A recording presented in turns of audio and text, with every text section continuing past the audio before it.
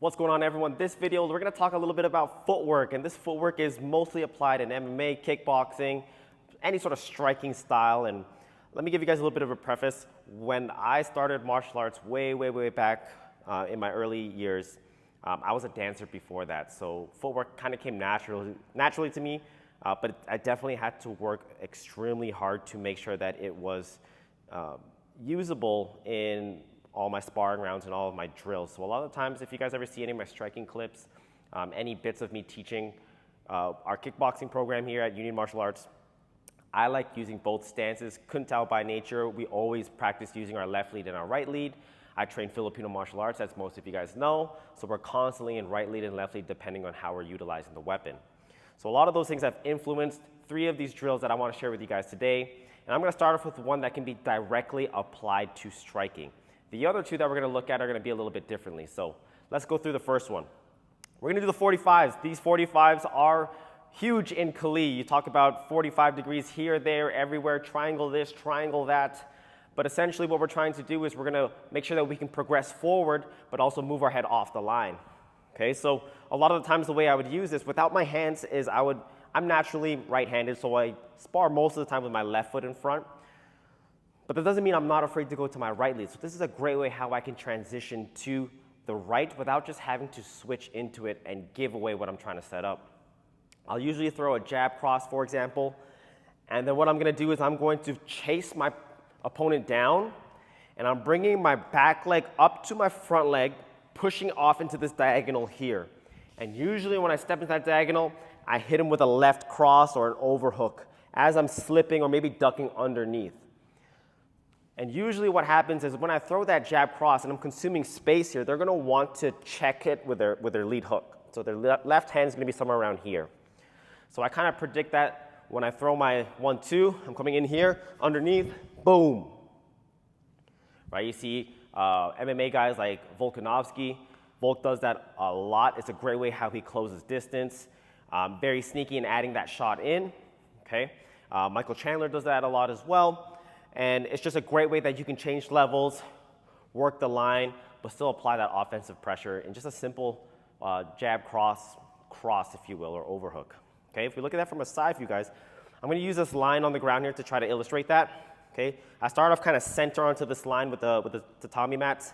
I throw my jab cross, and I start to shift my weight forward. So I don't want to throw it upright like this, and then step and start to lean. Let's try to make it all one fluid piece so it's harder for my opponent to read. Jab cross, boom. Okay, very important when I finish with this kind of right lead overhand, the southpaw, if you will. It's very important that what we don't want to do is this, and retrace our steps. Okay, if I'm going to throw that combination, boom, I'm going to stay in my right lead a little bit, find a way to switch back, and then I'm back into my game.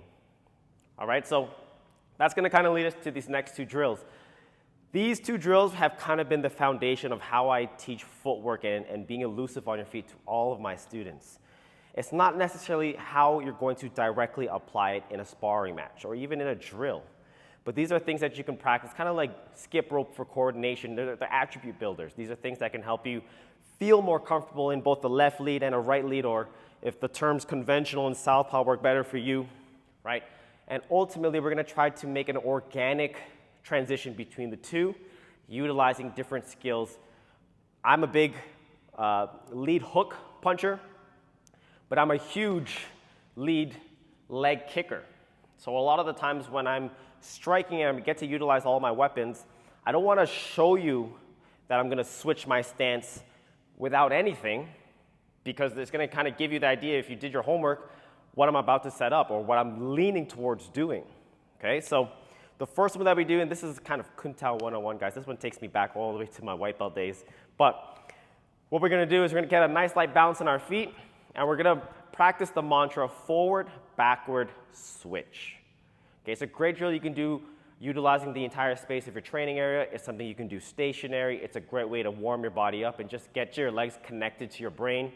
But when we do this, we're not trying to make it overly dramatic. So we're not trying to hop, and switch.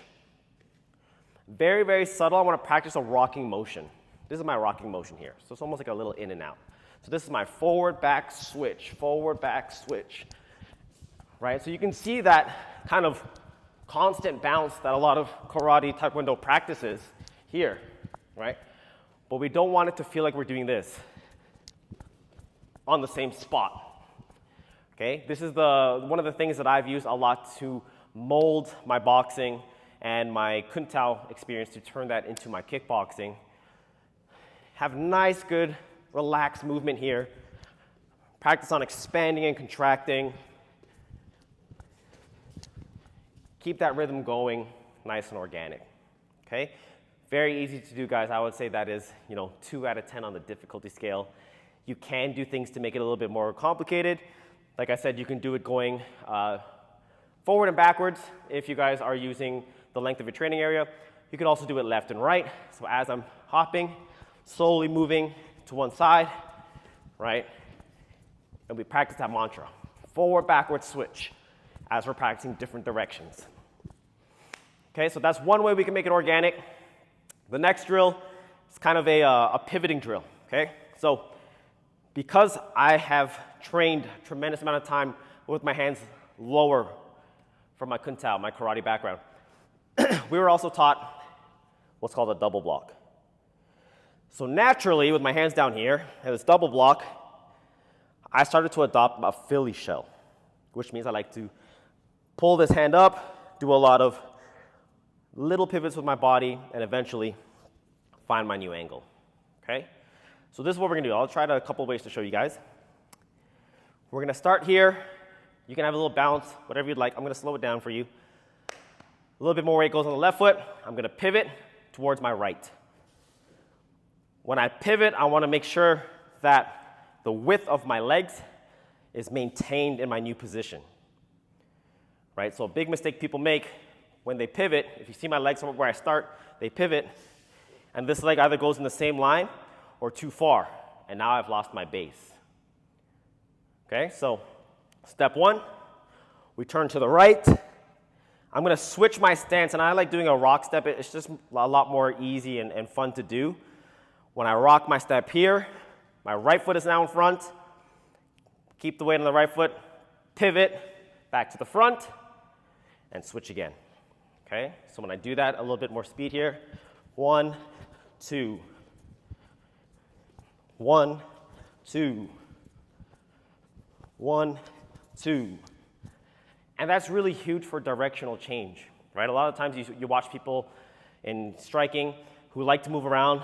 They don't just go one way. They're able to go left, right, switch, turn the angle, and just constantly be able to create those new angles, right? Being in control of your environment is half the battle.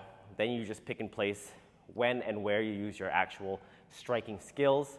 But being able to control that distance, being able to control the range, even the direction of how we're rotating or kind of squaring up, if you will, in the octagon or the ring is huge, okay? So when you kind of put all those things together, you start to find a little bit more freedom and even just the sensation of being in a right lead, if you're not used to being right lead or vice versa, to use the other side and just let your footwork be very relaxed, okay? It's bigger now than it's ever been, right? But back in the day, if you were southpaw, you only trained in southpaw. If you were, conventional or back in the day orthodox, you'd only train with your left foot in front.